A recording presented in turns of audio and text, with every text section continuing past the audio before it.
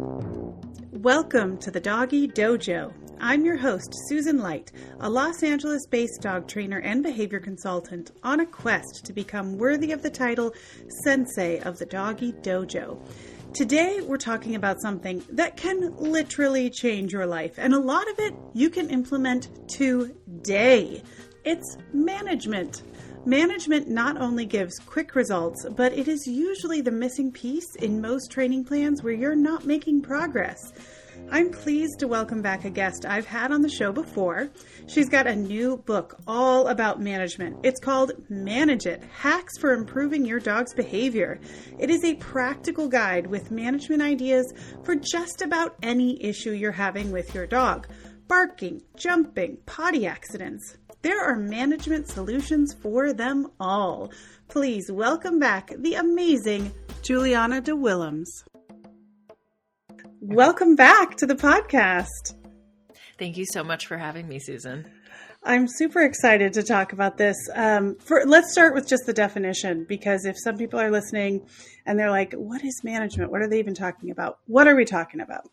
Yeah, super important to define it, especially because kind of as an industry, I don't really think we have an agreed upon definition quite yet. Oh, really? You don't think so? I don't know. I'd be curious. I think we've kind of fleshed it out in recently, but it's, management isn't necessarily something we see like in the literature or in the science. Oh, I that see. We have a definition. They don't study it. Yeah. To point to. And so we're all kind of talking about this word management, but I wouldn't be surprised if, like so many things, we have maybe varying definitions or different ideas. We being different professionals have different ideas of what management is. So I say that management is changing the environment to increase or decrease the likelihood that certain behaviors do or don't occur. So it's proactive, meant to change, you change your circumstances, the conditions, the environment to impact what behaviors do or do not occur. I love it. I love it. And I actually want to touch on why it's so important, especially in like positive, I don't know, like there's no like phrase that we're all agreed upon, talk about not agreeing upon, about what to call ourselves, positive reinforcement trainers, etc. Why it's so important to set up the environment, because a lot of quote unquote like old school training with air quotes around it was you set up the dog, they fail. And I can even say fail with air quotes, right? Like they do the thing you don't want them to do that makes sense to them in that situation. And then you punish it to tell them, no, I don't like that. And, they would bop them with a rolled up newspaper or rub their nose in the pee or, God forbid, shock collars, et cetera, et cetera. And a big part of management is just removing that whole situation so we don't have to do that to our dogs. Yes. And so management and punishment both, which is what you just described, trying to apply a consequence that reduces the likelihood a behavior occurs. They both aim to decrease behavior. But as we know, punishment and using aversive consequences or aversive stimuli come with many risks. They come with the risk of fallout between you and your dog. And so that's just not a road that I think a lot of us want to go down. And that's why the really great thing is that we do have management, because like you said, management is intended to skip the unwanted behavior from happening at all. And there are a number of benefits to that. But most importantly is your dog doesn't get a chance to practice it, because even if you do punish the behavior, you add an unpleasant consequence afterwards, there are going to be times maybe when you're not there to apply the unpleasant consequence. So they're rehearsing the behavior and potentially getting reinforced for it. They might still be getting reinforced for it anyway, even if you think you're applying a negative consequence. So I just don't like the unwanted or undesirable behavior to be rehearsed or practiced at all in training. That's what I find to be most effective and most efficient to reducing it and changing the behavior. 100%. And can you give an example of a behavior and the management that you would put in place for it? The good news is there's management for almost every single behavior. I've been hard pressed to find something that you can't manage. Of course, it takes creativity depending on what the environment is that the behavior is happening in. But a really common example of management is for dogs who bark at stuff out the window, whether it's the male person or people and dogs walking by or wildlife, the dogs who bark at visual stimuli outside of the house. The management there would be covering the windows with window film so that the dog can no longer see the stuff that they would bark at. And this is where the big conversation about management happens of, it's essentially avoiding the problem, because if seeing stuff outside is a cue to bark and we take away the cues, there's no more barking. So it's a very common behavior challenge that we use management, and the management there can be so effective. I mean, that can eliminate a lot of dogs barking at stuff outside altogether, which to me is a huge win. Absolutely. And that window film you're talking about, it's literally like applied with Windex or soapy water. It's not even sticky. It's not even adhesive to your window. So it's renter friendly. It's not permanent. You can change it. You can take it down when you move. And it's not that expensive if you don't have a ton of window to cover. Yeah, and that's what I've found about so many management solutions that I dive into in the book. A lot of stuff that maybe people haven't thought about on their own is that there are so many that are really simple and relatively low lift, low effort. A lot of management, not all though, is kind of a set it and forget it. So you put the window film up once and then you don't have to worry about it anymore. Yes, it's so easy and effective. Totally. But is it cheating? Will it actually teach my dog not to do that? Because someday they'll see something through a window. Right. Sure enough, they will. And no, it does not teach them not to bark at stuff out the window. And this is where, though, you start to have the conversation and get curious about, okay, well, if the management solves my problem, even though my dog hasn't learned to not do the behavior, is that an issue? Is it an issue that they have or have not learned specific things if the behavior is solved for you, your family, and your dog? I think cheating, the concept that this is cheating, everybody's going to have different opinions on it. And a lot of it has to do with like our society's kind of thoughts and beliefs and constructs around dogs and dog guardianship. To me, I don't think it's cheating, because anything that you can do to make life easier with your dog, I don't see how that would be a bad thing in any way.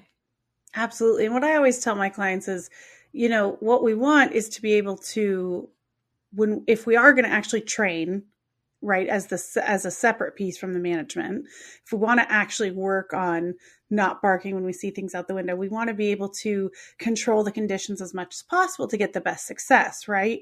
So again, not always running over to the window when they're already barking to do your exercise, but say, okay, I'm going to remove the film and we're going to sit here together and we're going to work on it for 10 or 15 minutes. I'm going to put the film back up. And like you said, we're not going to rehearse the behavior any other time. Yes. And that's the magic of management, if it's a behavior that you're actually going to work as well.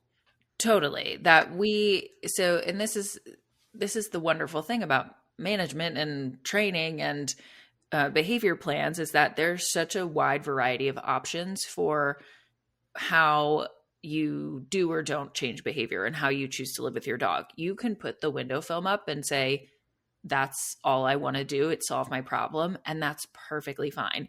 You also might decide, no, I actually do want to work on my dog not barking at stuff out the window. Great. Exactly like you just said, we can't be in training mode 24/7. And what that means is that we need a way to prevent our dogs from rehearsing the behavior when we can't be in training mode. So management is actually integral to a successful training plan. Absolutely. And that's where we have to understand what management is and where it can benefit us in the bigger picture of changing behavior. Yeah, I think it's the missing piece of a lot of training plans.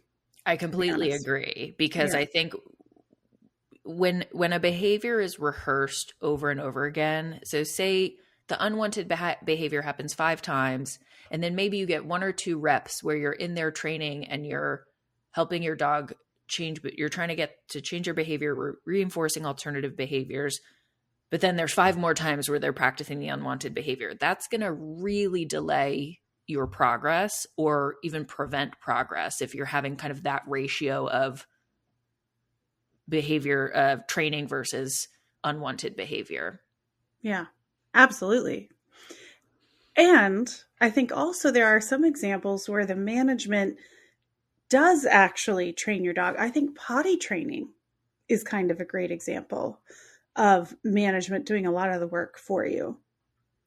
Completely. I agree with you, because there you, and this is another big piece to management, is that when we are preventing the rehearsal of the unwanted behavior, in a lot of cases, maybe not as much with the window film because we're just eliminating the cues, but in some uses of management, the unwanted behavior doesn't occur and a more desirable, more appropriate behavior shows up in its place. So with management, with potty training, you're being very careful about your puppy's environment and what your puppy has access to. And they basically only have the choice to go to the bathroom outside. So that helps them be as close to 100% successful as possible. And you're not having to backtrack or deal with accidents while also trying to get them outside. So you've eliminated the unwanted behavior and you're opening up a huge space and opportunity for the desirable behavior to occur. You can get a copy of Manage It, Hacks for Improving Your Dog's Behavior by Juliana from Dogwise Books. You can follow her on Instagram. She's at JW Dog Training. And you can check out her website, www.jwdogtraining.com. I'll put the links in the show notes to make it easy for all of you. We'll be right back. Not all management is created equal, because we've got the set it and forget it management, like the window film. And then we also have management that does take a little bit more work and a little bit more effort. So management with reactive dogs is a huge conversation that we've been having in the last couple of years in the dog world, which I'm so grateful for, because we've realized, oh, wait, not every trigger is a training opportunity. And trying to train around every single trigger is likely going to lead your dog to being unsuccessful and having reactions and rehearsing that reactive behavior. Mm-hmm. So management with reactivity is centered around essentially avoiding the trigger or avoiding seeing the trigger at full intensity. So yes, keeping your dog focused on you and keeping your dogs focused away from the trigger, and giving yourself tools to avoid triggers when the conditions for training are not ideal. Yeah, absolutely. And I will say that's probably a situation, anyone who lives with a reactive dog who's working through reactivity, it can feel kind of onerous, exhausting sometimes, the kind of constant vigilance of trying to manage a reactive dog. So that's, I would say, on the opposite side of your set it and forget it. Here's some window film. We're not going to bark at the mailman anymore. Mm-hmm. Side. So I think it is good for us to acknowledge it's not always easy, but it is worth it.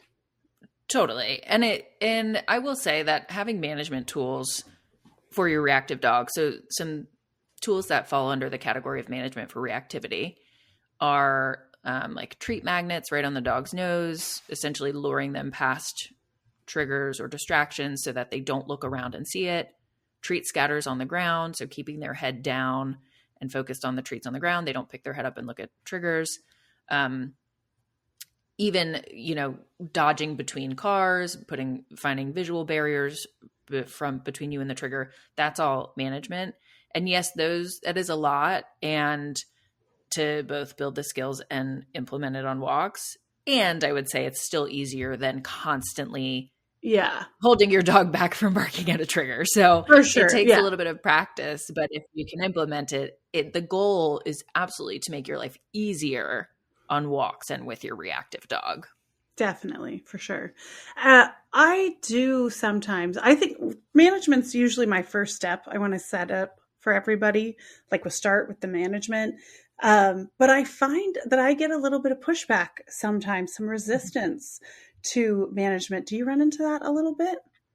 Yeah, I think again, it comes down to this misconception that management is cheating or management isn't solving the real problem. And I thought you could teach my dog something. Right. Why am I going to Yeah. avoid if my goal is to change the behavior? And that's actually exactly why I wrote this book, Manage It, because I wanted to normalize and educate folks on what exactly management is and the role that it can play within training. Because again, even if you are planning to dive in head first, do a rigorous training plan, you're ready to go all in on changing your dog's behavior, you will still need management to get yourself to a place where your dog is not rehearsing the unwanted behavior, whatever that is, so that then you can come in and start training incompatible, more desirable behaviors in the place of that unwanted behavior. You will be in an uphill battle if you don't implement management and you're constantly trying to at that point, you're being reactive to your dog's behavior. And we really want to be proactive.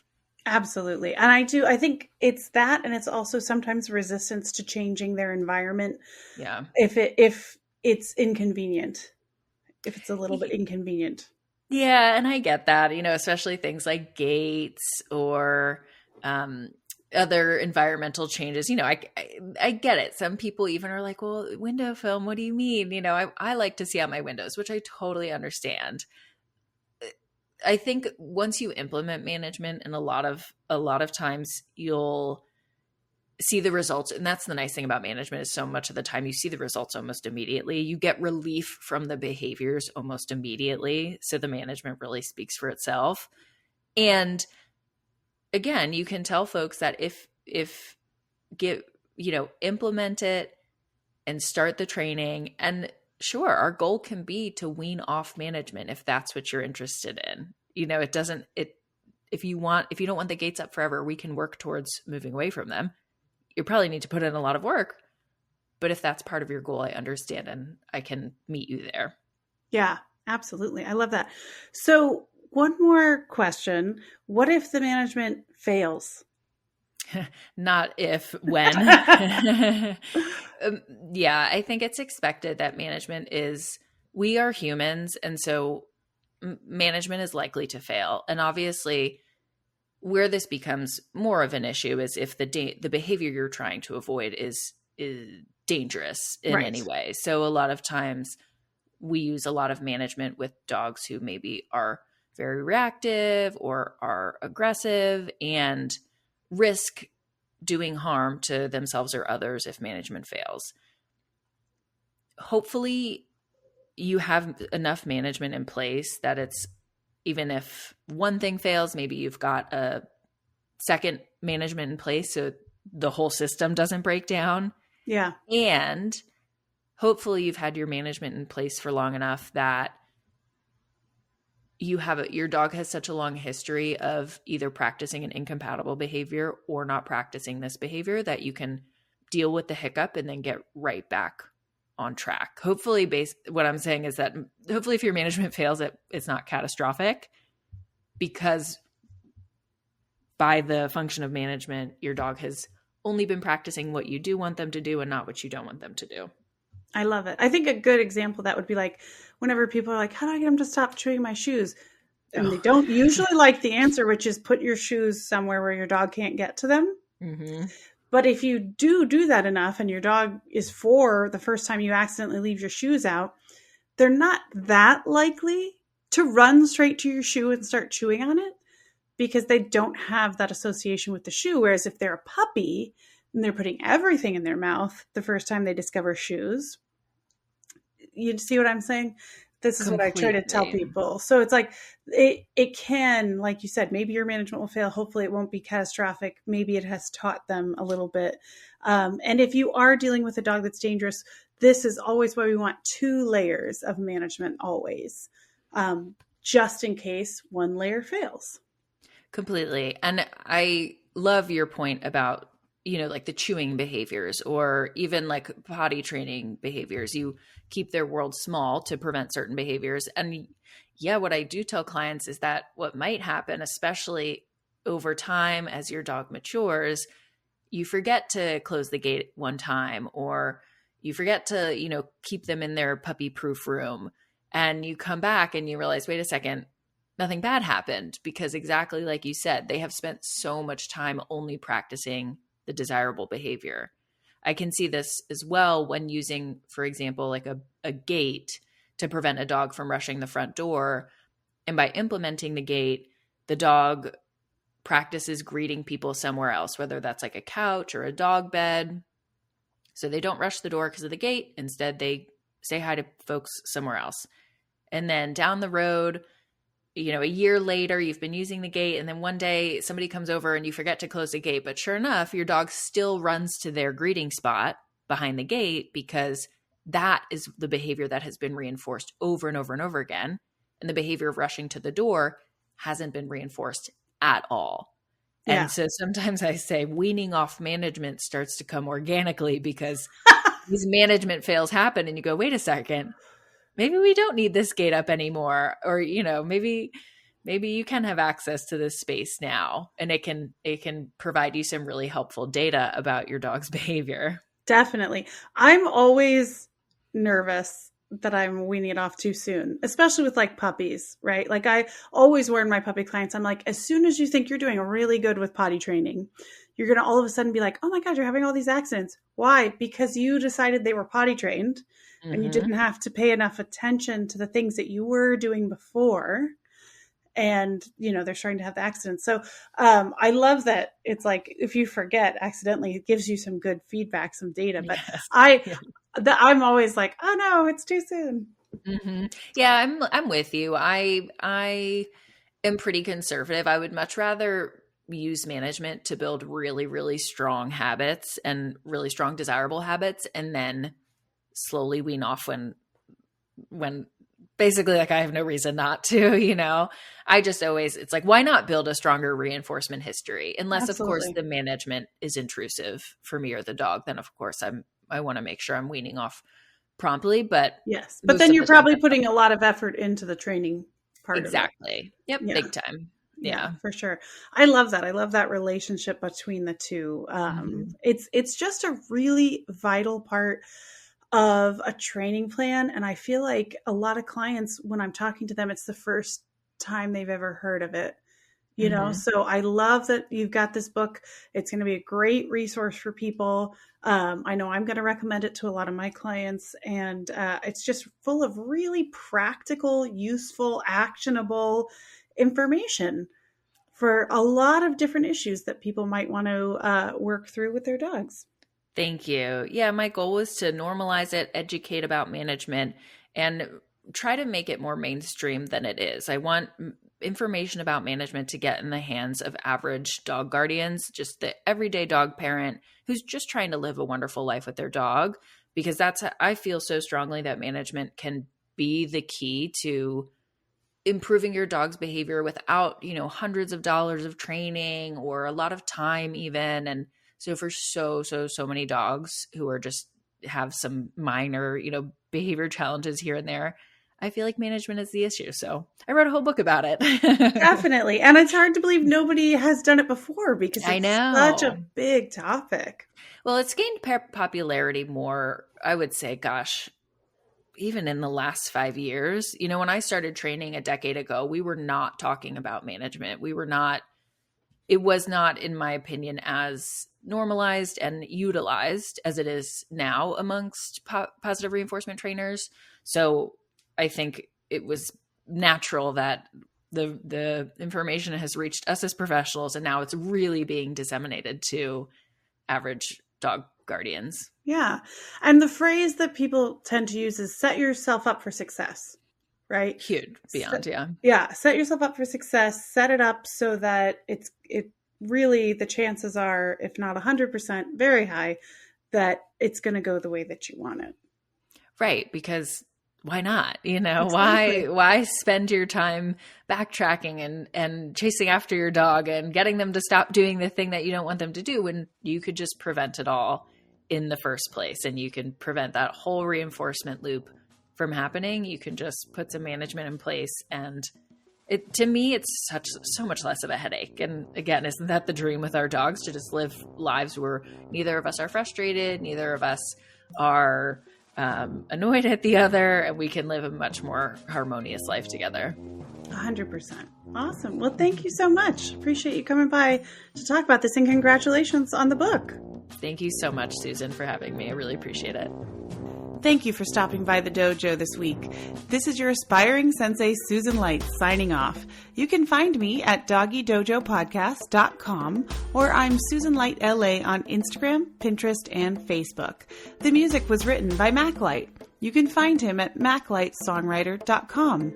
If you like the show, you can support it by subscribing, sharing it with your friends, rating it, and reviewing it on Apple Podcasts. Just a reminder, this podcast is intended for educational purposes only and does not constitute advice or professional services by either the host or any of the guests. I'll be back in 2 weeks with another new episode of the Doggy Dojo.